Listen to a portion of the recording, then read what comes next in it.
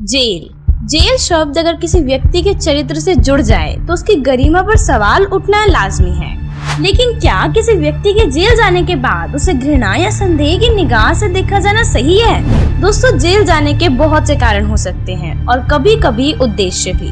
माना कि दुराचारी, भ्रष्टाचारी, दुष्कर्मी जेल जाते हैं और ऐसे व्यक्तियों से घृणा करना या उनकी बेगुनाही पर संदेह करना स्वाभाविक है। लेकिन जरूरी नहीं कि जेल जाने वाला हर व्यक्ति कुकर्मी, चोर या बदमाश हो। कुछ लोग परमार्थ और समाज सुधार के उद्देश्य को पूरा करने के लिए भी जेल जैसी प्रताड़नाएं स्वीकार करते हैं। जहां एक तरफ भगत सिंह, सुखदेव, राजगुरु जैसे देश प्रेमी हंसते हंसते फांसी चढ़ गए, तो वहीं दूसरी ओर महात्मा गांधी जैसे राष्ट्रपिता भी जेल का कष्ट सहकर परमार्थ में जेल जाने की मिसाल कायम कर गए। श्री कृष्ण जी का तो जन्म ही जेल में हुआ था, लेकिन फिर भी इंसान आज उन्हें भगवान मानकर पूजता है। ईसा मसीह जी ने सत्य कहा तो जनता ने उन्हें शूली पर टांग दिया और अब वर्तमान में उन्हें गॉड कहकर संबोधित किया जाता है। इसी प्रकार गुरु नानक देव जी को भी उस समय बाबर की जेल में रखा गया। दोस्तों, 15वीं शताब्दी में पोलैंड देश के निकोलस ने शोध में पता लगाया कि धरती घूमती है, लेकिन इसी जनता ने निकोलस को झूठा बताकर उसे फांसी पर चढ़वा दिया। लेकिन कुछ समय पश्चात जब यह बात सच साबित हुई तो इतिहास के पन्नों पर आज भी निकोलस का नाम सुनहरे शब्दों में दर्ज है। वास्तविकता तो यह है कि जब कभी भी किसी महापुरुष ने जनहित में किसी सत्य को उजागर करके जनमानस को सच का आईना दिखाना चाहा, तो उसी जनता के द्वारा उन महापुरुषों को प्रताड़ित ही किया गया।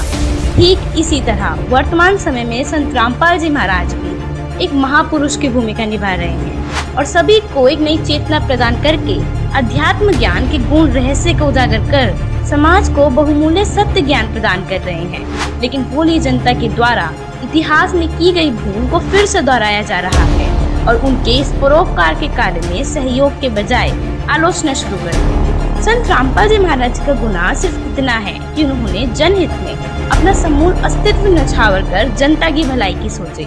उन्होंने घर परिवार में सक्षम होते हुए भी समाज को अपना संपूर्ण जीवन सौंप दिया और इस परोपकार के कार्य में समय अभाव के चलते इंजीनियर की नौकरी को भी त्याग कर मानव समाज को दुखों के चंगुल से छुड़ाने और घर घर तक सद्भक्ति का संदेश पहुंचाने की ठान ली। दोस्तों, संत रामपाल जी महाराज जी ने वह सद्भक्ति जनता को बताई जो अनादिकाल में किसी भी ऋषि, मुनि, संत, महंतों को समझ में नहीं आई और न ही इस रहस्य को समझने या समझाने में वह सक्षम रहे, जिसके परिणाम स्वरूप अन्य नकली धर्मगुरुओं की अज्ञानता की सच्चाई समाज के सामने आने लगी, जिसे बुखलाकर वो सब संत रामपाल जी महाराज के खिलाफ साजिश रचने लगे।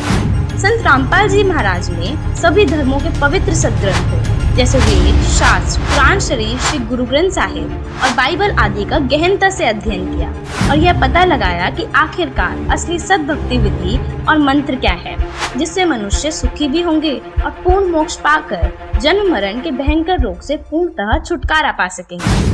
यह रहस्य संत रामपाल जी महाराज के अतिरिक्त कोई नहीं जानता, जिस कारण वर्तमान के नकली संत, महंत, कथाकार, अज्ञानी धर्मगुरु, शंकराचार्य और अध्यात्म के नकली ठेकेदारों को अपना पतन प्रत्यक्ष दिखने लगा।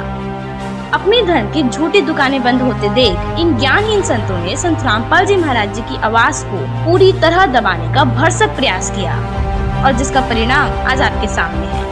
सद्गुरु पृथ्वी पर संघर्ष करके समाज को सद ज्ञान से अवगत करवाने के लिए आते हैं और समाज उनको गालियां देते हैं, उनको जेल में डालते हैं।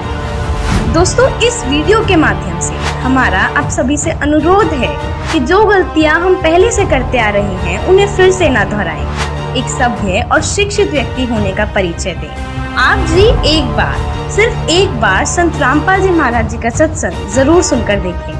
हम दावा करते हैं आप अवश्य अपने दांतों तले उंगली दबाने को मजबूर हो जाएंगे।